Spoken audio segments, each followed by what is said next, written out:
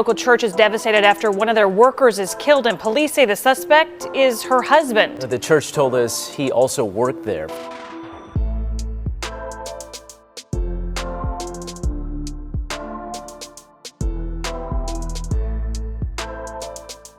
According to those who knew them, along with the members of the church where they attended, they all were shocked by the death and the allegations that her husband, Robert Harris, was involved in the murder. The couple had been married since July 2016, and no one suspected such a shocking turn of events for a couple that really seemed in love.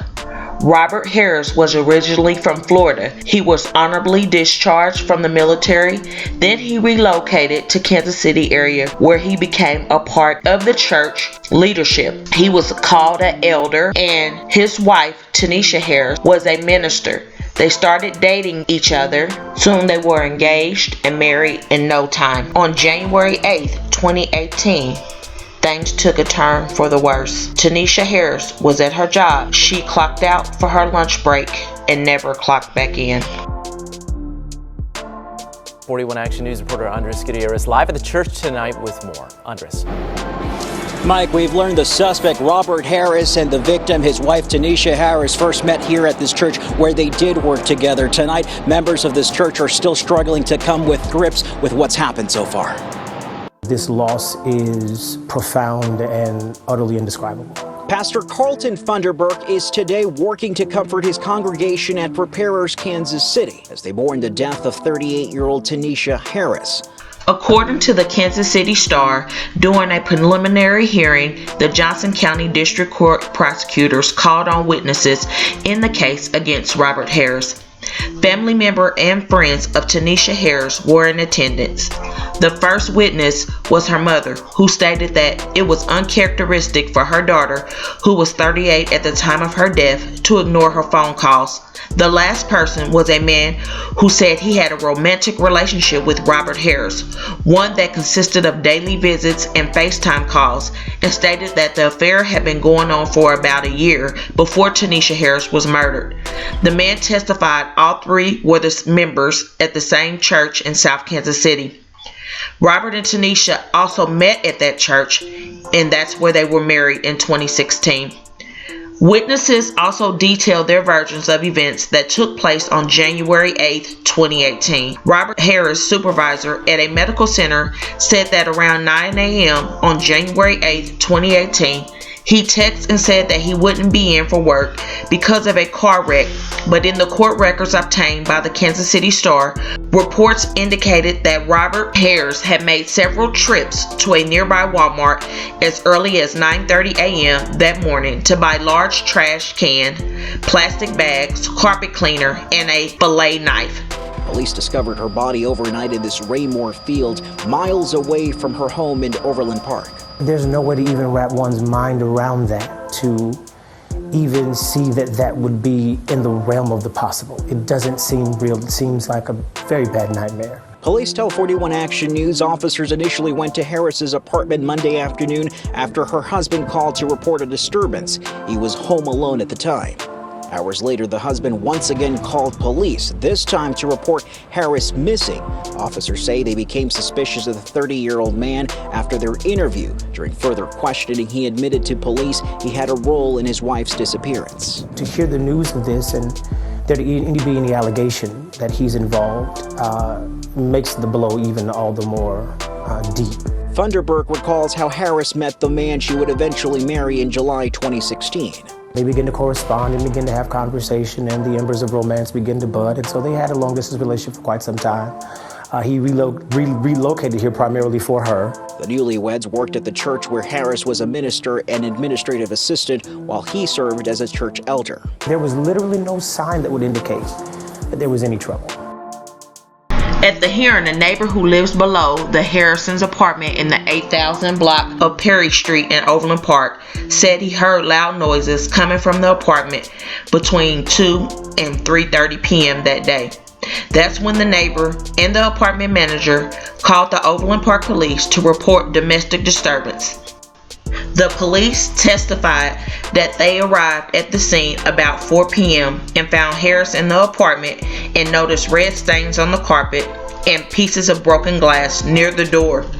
Police said that Robert Harris didn't seem concerned when they asked him where his wife was.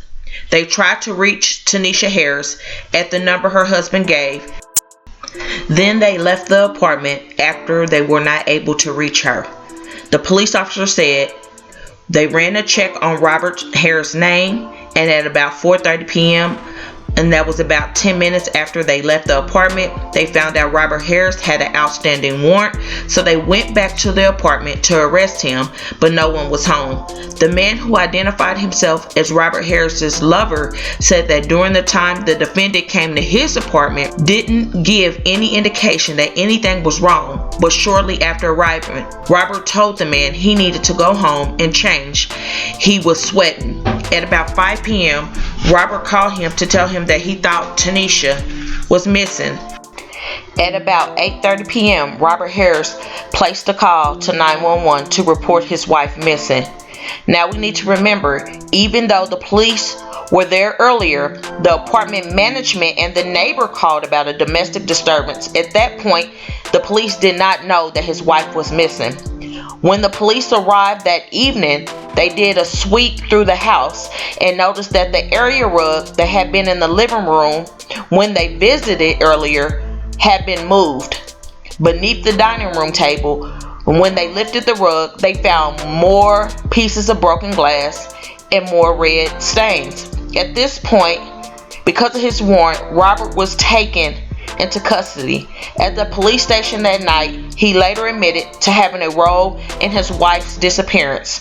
Police said Tanisha Harris' SUV was found in Overland Park, 1 mile south of the couple's apartment. A few days later, Tanisha Harris' body was discovered in Cass County area, about 20 miles away from where she lived in Raymore, Missouri. A preliminary autopsy showed that Tanisha Harris died on January 8th from strangulation by someone's hand. A court affidavit said her body also had signs of head trauma, including bleeding, that didn't appear to be fatal. At the hearing, Robert requested to waive the rest of the preliminary hearing. After more witnesses spoke, his defense attorney noted that the rest of the witnesses the state intended to call were just police officers or forensic lab technicians. After that, Judge Sarah Welch granted the waiver, and the defense entered a plea of not guilty and the trial would be set. Robert was granted bond from the judge, but it was set at $1 million. However, in August 2022, Robert Harris was found guilty of first-degree murder and will be sentenced November 3rd, 2022.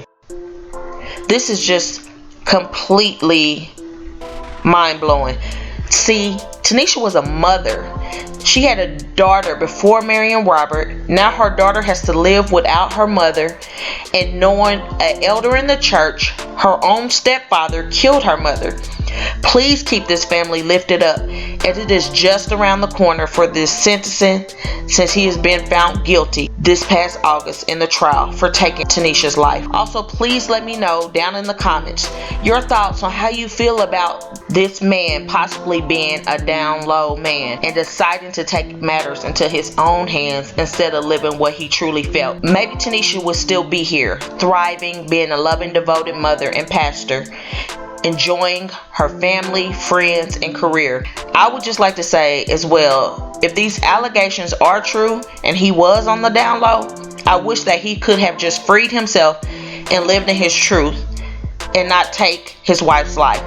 Don't use someone else as a pawn in your game, because this is real life and everyone deserves someone who truly loves them, not to just put on face and to hide secrets.